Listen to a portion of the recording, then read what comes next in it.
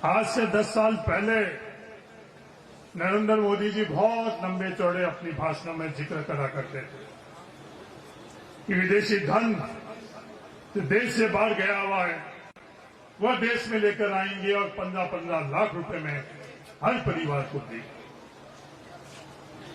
न खाएंगे न खाने देंगे। तो पिछले 10 वर्षों के अंदर इस देश के अंदर, देश की सरकार के अंदर दुनिया में सबसे ज्यादा कहीं भ्रष्टाचार हुआ है तो भारत में। तो अलग बात है कि जिन संस्थाओं की जिम्मेवारी है इन भ्रष्टाचार जो हुआ है उसको उजागर कर उनके खिलाफ कार्रवाई करनी, वो संस्थाएं भी इसके अंदर लिप्त होती।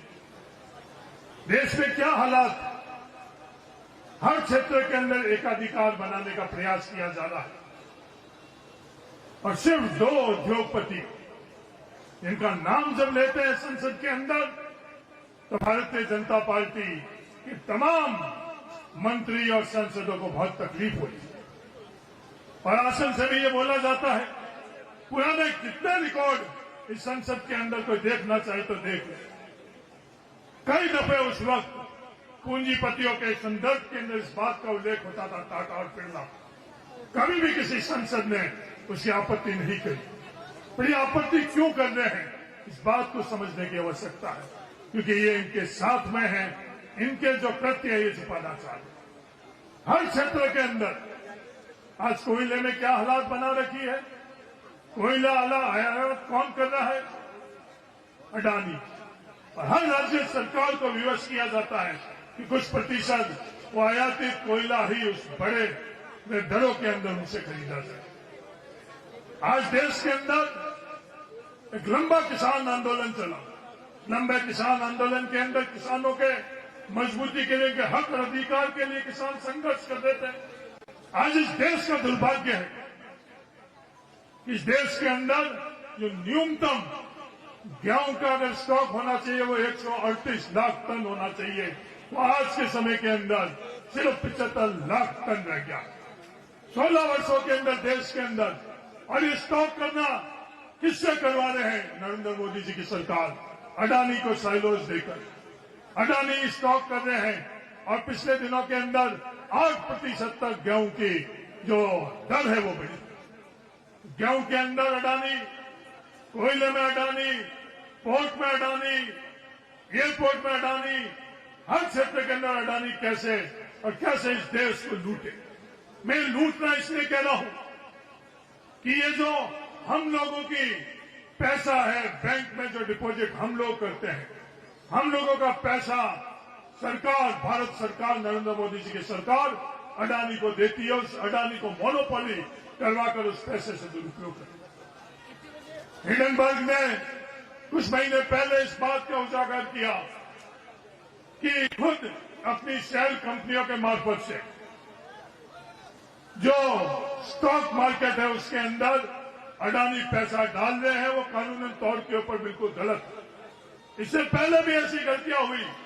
हर्षद मेहता ने ये गलती करी थी तो उस वक्त भारत सरकार ने जेपीसी का गठन किया और दूध का दूध और पानी का पानी हुआ। दोषी जितने भी थे उनके सबके खिलाफ कार्रवाई की। सुप्रीम कोर्ट ने आदेश दिया कि इसकी जांच सेबी करे, पर सेबी चुप, मौन, ये जांच क्यों नहीं करनी थी? वो पूरी देश और दुनिया को ये बहुत बड़ा प्रश्न था। हमारे देश के अंदर इसके बारे में जांच और खोज होनी चाहिए, पर सभी संस्था मौन है। सभी संस्था A1 और A2 के साथ में है, निष्पक्ष नहीं रही।